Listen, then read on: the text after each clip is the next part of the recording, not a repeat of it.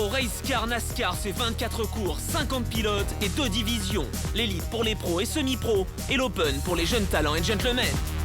Depuis 2012 en Europe, la porte d'accès vers la NASCAR aux États-Unis.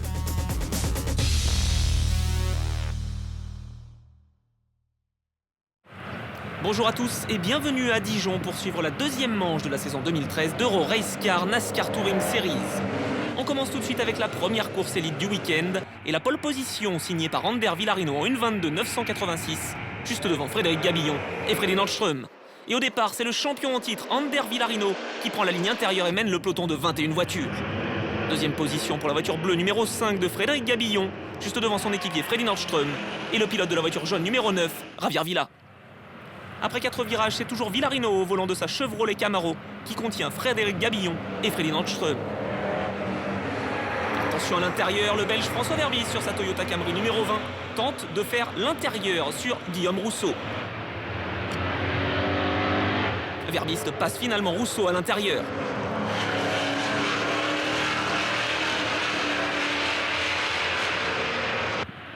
À l'issue du premier tour, Villarino mène donc devant Gabillon, Freddy Nordström et l'Espagnol Villa.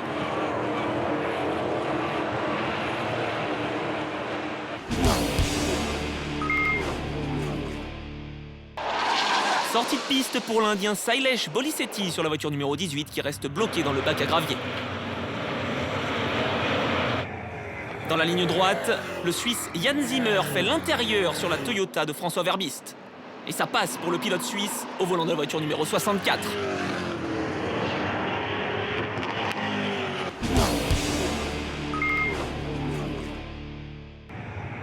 Au 5e tour, Javier Villa fait le forcing derrière le Suédois Freddy Nordström. L'Espagnol se fait tasser hors de la piste, mais parvient à maîtriser sa voiture. La lutte continue, et elle est féroce entre les deux hommes.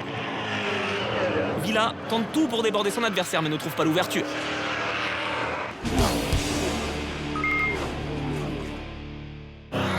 Dans le peloton, la bagarre bat son plein entre Guillaume Rousseau, Anthony Gandon, Romain Iannetta et Willy Boussena, le champion Euro Race Car 2009. Caméra embarquée avec Iannetta qui trouve l'ouverture sur la voiture 7 de Gandon et s'empare de la 7e position.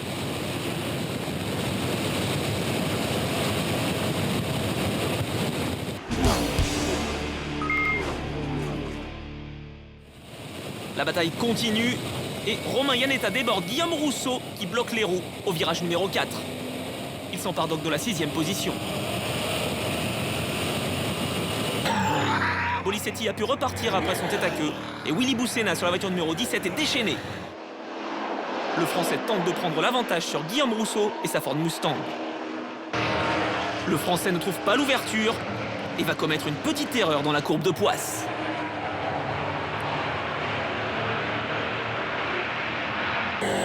Il perd 2 places dans la manœuvre.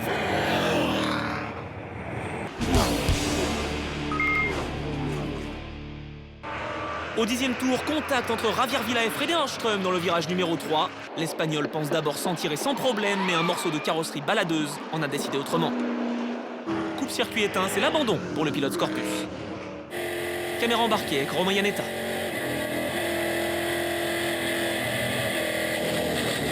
Allez, tête à queue pour Iannetta, qui doit abandonner sur un problème mécanique.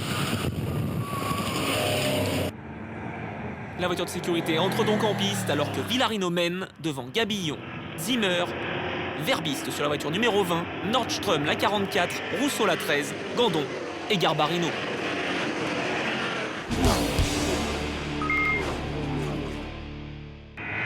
Restart en double fil, une nouveauté 2013 inspirée du règlement NASCAR. Et regardez le contact entre la voiture numéro 5 et la 64, c'est Zimmer qui part en tête à queue.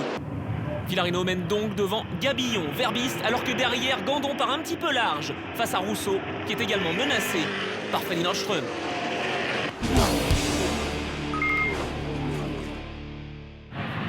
Et après 19 tours rondement menés, la victoire revient donc à Villarino devant Gabillon, alors que derrière, la lutte pour la 3e position entre Verbist et Nordström bat son plein. Nordström finalement s'empare de la 3e position sur la ligne d'arrivée. C'est le premier junior. Villarino est heureux, il célèbre sa 3e victoire en 3 courses. It's been Ce fut comme toujours une arrivée très serrée en Euro Race Car NASCAR. Je suis très heureux, c'est ma 3e victoire cette année et je vais m'élancer de la pole position pour la course de demain. Ce ne peut pas être mieux, je suis ravi de cela et je dois remercier mon équipe TFT pour m'avoir offert une voiture exceptionnelle aujourd'hui. Et le podium avec Villarino au centre, entouré des 2 équipiers, Gabillon et Nordström. Deuxième course élite du week-end à Dijon avec une nouvelle pole position d'Ander Villarino acquise grâce au meilleur tour qu'il a signé en première course. Il s'élance devant Gabillon, Villa et Nordström. Et dès le départ, Gabillon essaye de faire l'extérieur sur le leader du championnat, mais ne réussit pas sa manœuvre. Le pilote français part trop large et laisse Villarino reprendre les commandes de la course dans le S des Sablières.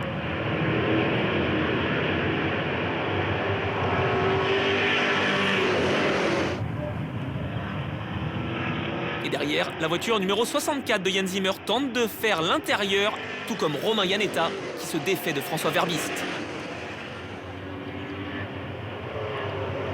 Iannetta sur la voiture noir-jaune fluo est à la lutte face à la Toyota Camry jaune de François Verbist. Et Verbist repasse.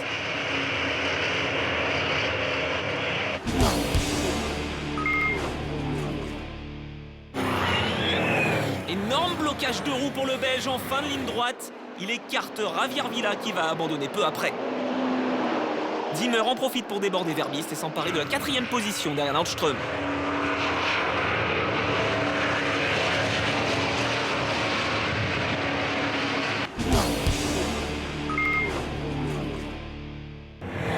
Les pilotes Euro Race Car NASCAR sont très chauds, comme en témoigne ce freinage plus que tardif de Boussena, qui écarte Gandon. Rousseau sur la voiture numéro 13 en profite pour récupérer une position.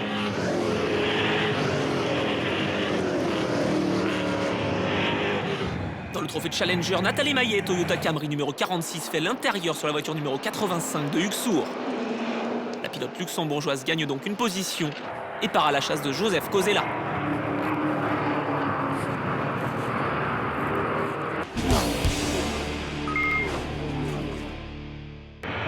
Zimmer est déjà revenu dans les échappements de Nordström et va tout tenter pour dépasser son adversaire. Caméra embarquée avec le Suisse.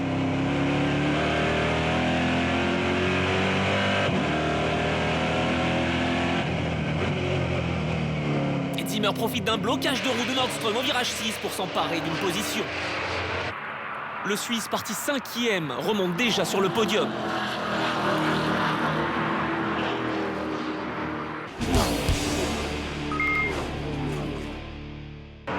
Et au tour numéro 18, Nordström, voiture numéro 44, est désormais sous la menace de la Chevrolet numéro 28 de Iannetta.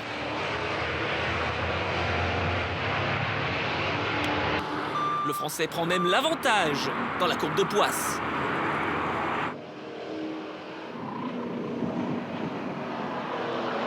Il s'infiltre à l'intérieur sur Nordström en bout de ligne droite et prend déjà quelques longueurs d'avance.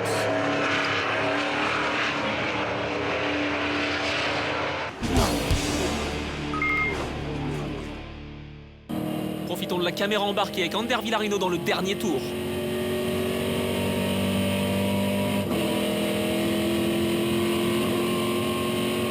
L'Espagnol remporte sa 2e victoire du week-end, son 4e succès cette année.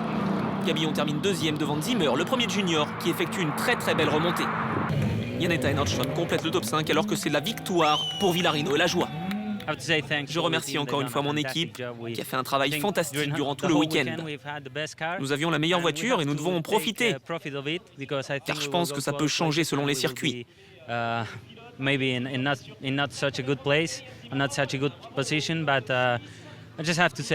remercie vraiment Tony Pereira, le team manager et toute mon équipe. Ils ont fait un travail fantastique. Ce sont les meilleurs.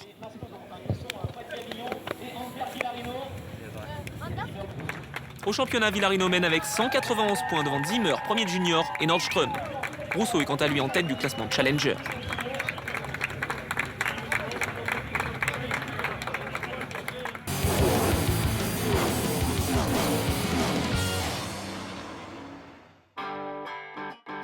Deux catégories sont représentées en Euro Race Car NASCAR, l'élite réservée aux pilotes professionnels ou semi-professionnels, et l'Open qui accueille des gentlemen drivers ou des jeunes lots dans longue. Les pilotes se partagent donc l'habitacle de leur voiture durant un même week-end, mais disputent chacun leur championnat. On essaie de répartir effectivement les pilotes en fonction de leur objectif au championnat. Voilà. Donc clairement, quand on a monté le programme de la 9 et de la 18, on a mis Josh en open sur la 18 parce qu'on joue le titre sur la 18 et un pilote, on va dire, sécurisant et sécurisé en élite pour lui ramener une voiture propre et effectivement qu'on puisse mettre toutes les chances du côté de Josh et que Sailesh qui arrive dans la série puisse step by step se faire à la série. En plus de tenir compte du niveau des pilotes, le côté humain est bien évidemment indispensable. On a beaucoup de chance, comme je pense qu'on a beaucoup travaillé. On a l'équipage Ziara et Ravière qui travaillent vraiment humainement, donc forcément ça se retrouve dans le côté professionnel.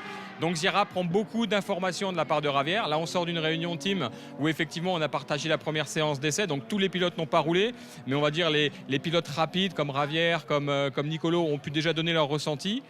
Donc on travaille de cette façon-là, c'est-à-dire que tout le monde apporte quelque chose à l'autre. Même si on est moins vite, humainement on peut apporter quelque chose et sportivement on a le retour sur investissement. Sur la voiture numéro 64, Jan Zimmer partage le volant avec le jeune et véloce italien de 16 ans, Gabriele Volpato. Je suis chanceux d'avoir Jan dans mon équipe, car je suis très jeune et je dois apprendre la voiture et les circuits. Jan est un bon professeur pour moi, je suis vraiment très chanceux. Vous l'aurez compris, le Gono Racing by Overdrive a choisi la vélocité pour l'équipage de la 64. Les réglages de Jan sont bons, mais cette voiture est très difficile pour moi. J'ai du mal à trouver les bons réglages. Je ne suis pas habitué à ce type de voiture, car j'ai plutôt piloté des monoplaces et des GT dans ma carrière. L'équipe Gono Racing by Overdrive fait régulièrement appel à Jan Zimmer pour accompagner Stéphane Jaggi et Léonard Vernet. J'essaye d'aider la voiture numéro 22. Car au départ, ce sont de vrais gentleman drivers. Stéphane est vraiment rapide si l'on considère le peu d'expérience qu'il a. J'essaye toujours de leur prodiguer les bons conseils, que ce soit la façon de piloter ou de faire les réglages. Cette voiture est difficile à piloter, mais je suis impressionné par leur niveau. Sur la 28 du RDV, un pilote pro et rapide en la personne de Romain Iannetta et Paul-Franck Violas, le gentleman driver. Ah ouais, c'est tout nouveau parce que j'ai été trop autodidacte sur le pilotage. Ça fait 6 ans que je fais du sport auto, mais j'avais encore jamais eu personne qui pouvait me montrer vraiment comment on faisait. Donc c'est très intéressant à ce niveau-là. Au niveau du team aussi, ça nous aide beaucoup parce que Romain a une expérience importante avec des gros teams, donc il nous apprend plein de choses parce que ça aussi on le développe parce que c'est l'intérêt premier. Parce que moi je suis pilote et team manager, quoi. Donc ça m'apporte vraiment sur les deux points, sur les deux tableaux. Moi mon premier métier c'est d'enseigner le pilotage justement pour une école de pilotage. Donc voilà. Pédagogiquement, je sais trouver les bons mots pour lui faire comprendre les choses et qu'il essaye après de les mettre en application. Un choix encore différent de l'équipe Racing Club Partners qui engage 2 pilotes gentlemen de talent. Christophe a 2 ans de pilotage derrière lui, donc c'est très jeune. J'ai un boulot comme tout le monde qui me prend vraiment beaucoup de temps. Et mon niveau n'est pas professionnel, malgré que j'ai gagné beaucoup de courses dans le passé et aussi de championnats. Dans cette catégorie-là, j'aurais préféré être en open. On est de toute façon là pour s'amuser. Elle me fait partager toutes ses expériences, tous les petits trucs, etc. Et donc, grâce à elle, je progresse énormément.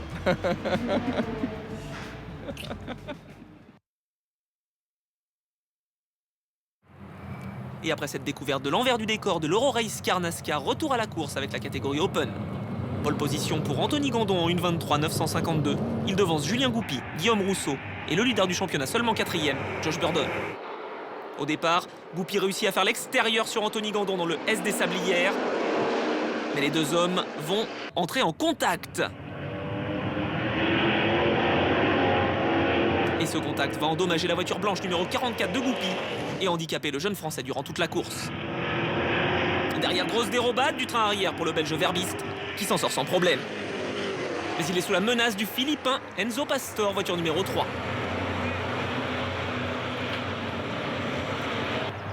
Goupy mène donc ce premier tour devant Gandon, Rousseau et Burdon. À l'intérieur, la voiture jaune numéro 20 de Verbiste se défait de Gono pour la 7e position.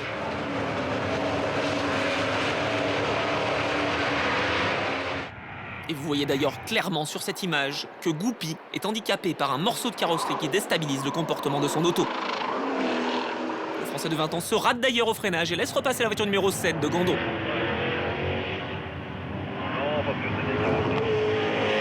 Derrière, Guillaume Rousseau va partir trop large au virage numéro 3 et laisser passer Burdon.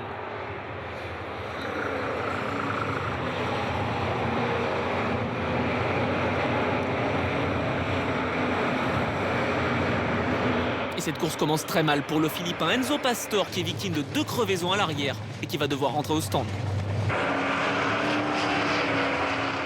Et dans le peloton, c'est la bagarre entre Nicolas Godin à l'intérieur sur Jérôme Laurin qui se bat dans le Trophée Legend. La voiture numéro 85 s'empare donc d'une position face à numéro 55.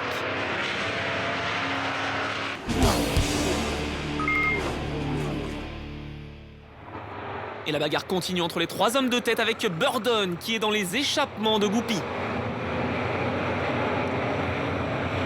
Guillaume Rousseau derrière sur la voiture numéro 13 tente le tout pour le tout. Et pour l'instant, il est bien derrière Burdon et Goupy. Oh, ça passe à l'intérieur pour Burdon qui s'empare de la 2e position derrière Gandon.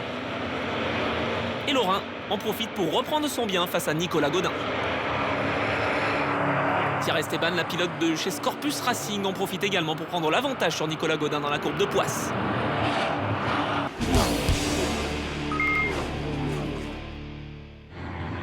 Et à l'intérieur, au 6e tour, Laurin tente de prendre l'avantage sur ses 2 adversaires, Cosella et Maillet, et il réussit là une très belle manœuvre. La lutte pour la tête du classement gentleman oppose Quintal sur la voiture numéro 2 à l'Espagnol Villarroel, voiture numéro 19.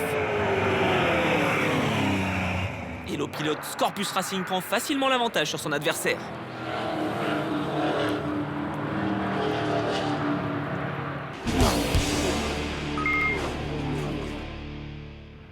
Devant, Gandon est toujours leader et il est menacé par Josh Burdon.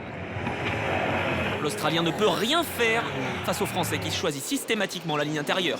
Oh, c'est la sortie de piste pour Goupy qui perd encore un petit peu de temps.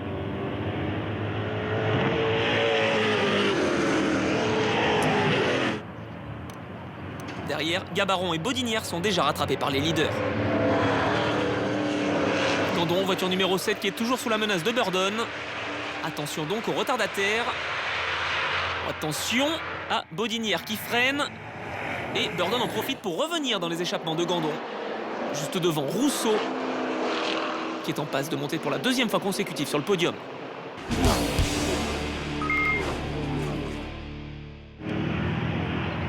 Attention au contact entre Volpato et Pastor dans le S des Sablières. Fort heureusement, le Philippin pourra repartir. Belle performance de Didier Beck sur la voiture numéro 8 qui effectue son premier meeting en Euro-Race Car NASCAR. Le Français est actuellement dans le top 10. Et il va se faire déborder par Eric Quintal qui prend la 2e position dans le trophée de Gentleman. Et à l'issue de cette première course open du week-end, Anthony Gandon aura su résister à l'Australien Burdon pour décrocher son premier succès dans la discipline. Il s'impose devant l'Australien et Guillaume Rousseau. Immense joie pour Gandon, le pilote TFT originaire de Bayonne est félicité par ses mécaniciens, mais également par son rival Josh Burdon.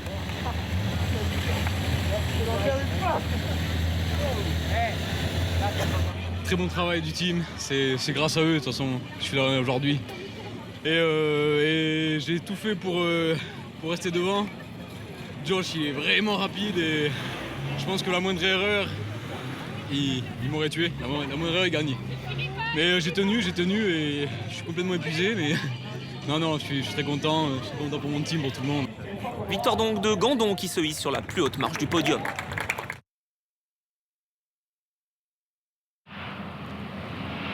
Deuxième course open de ce week-end bourguignon avec la pole position signée par Anthony Gandon, auteur du meilleur tour de la course 1. Le Français s'élance devant Burdon, Goupy et Verbiste. Malheureusement, Guillaume Rousseau, qui devait partir 3e, n'a pas pu s'élancer. Et au départ, Burdon s'empare des commandements au détriment de Gandon, un peu trop prudent dans ce premier virage. Derrière, Verbiste et sa Toyota s'emparent de la 3e place face à Goupy. Burdon mène donc devant Gandon, Verbiste, Goupy et Gonneau.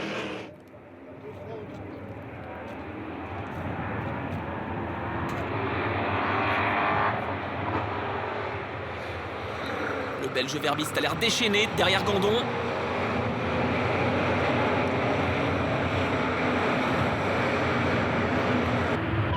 Et il se montre régulièrement dans les rétroviseurs du Français. Derrière, Enzo Pastor a pris un très bon départ. Il est juste derrière Volpato.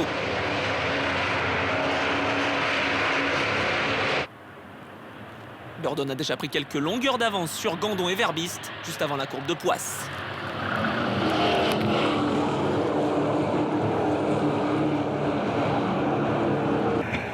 Goupy passe à l'extérieur sur Verbist. Attention à la lutte entre ces trois hommes. Gandon, voiture numéro 7, devant Goupy. Et Verbist donc, voiture numéro 20. Les deux hommes sont côte à côte. Attention, petit contact. Et Goupy va sortir large et perdre 2 positions dans la manœuvre.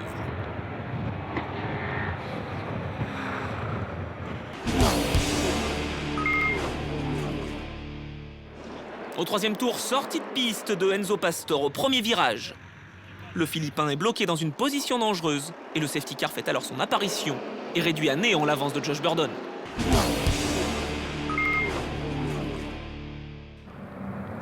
Restart une nouvelle fois en double fil qui va voir Burdon à l'intérieur aux côtés d'Anthony Gandon qui va donc en profiter au premier virage.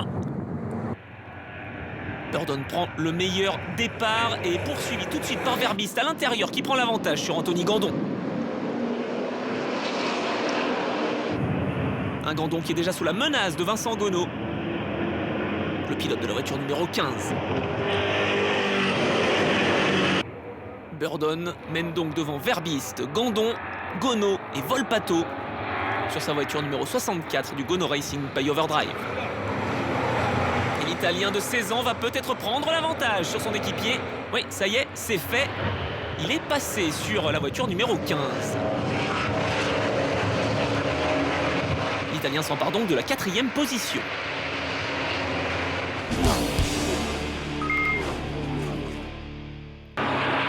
Remontée impressionnante de Rocca, voiture numéro 19, chez Scorpus Racing. Une fois n'est pas coutume, l'Italien remplace son équipier Villarroel dans cette course open. Il est parti dernier, mais il est déjà en 6e position derrière Goupy.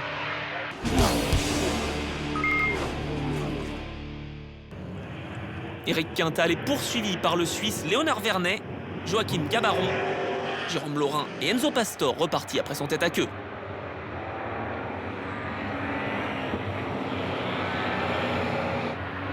Et la lutte fait rage à tous les étages dans ce peloton, avec Pastor qui se défait de Laurin. Gabaron, la voiture bleue numéro 05, se rapproche de la voiture numéro 22 de Léonard Vernet, à la bord de la ligne droite. Et au freinage, Gabaron qui pousse son adversaire. Oh, le Suisse s'en sort très bien. Il aurait pu taper très fort le mur et il va se bloquer dans le bac à gravier au premier virage.